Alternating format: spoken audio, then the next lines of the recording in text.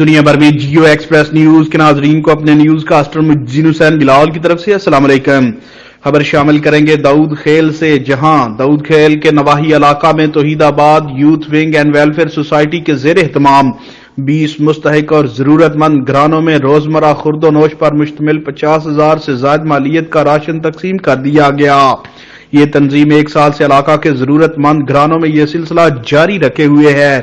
اس سلسلے میں تنظیم کے سینئر نائب صدر ریاست علی خان نے کہا: السلام علیکم، میں ریاست علی خان، سینئر نائب صدر توحید آباد youth wing and welfare society. ہماری سوسائٹی اپنے علاقے میں جتنے بھی فلاحی کام ہو رہے ہیں ان میں بڑھ چڑھ کر حصہ لے رہی ہے۔ فی الحال ہم لوگوں نے غریب اور مستحق گھرانوں کے لیے راشن کا بندوبست کیا ہے، جس میں ہم لوگ پورے مہینے کا راشن 18 گھروں میں تقسیم کر رہے ہیں۔ تو آئے ہماری سوسائٹی کا ساتھ دیں۔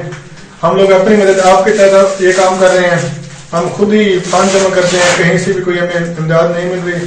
آپ لوگوں سے اپیل کرتے ہیں کہ اس نیک کام میں ہمارا ساتھ دیں۔ سوسائٹی راشن کے علاوہ بھی جتنے بھی علاقے کے ترقیاتی کام ہوتے ہیں ان میں بڑھ چڑھ کر حصہ لیتی ہے۔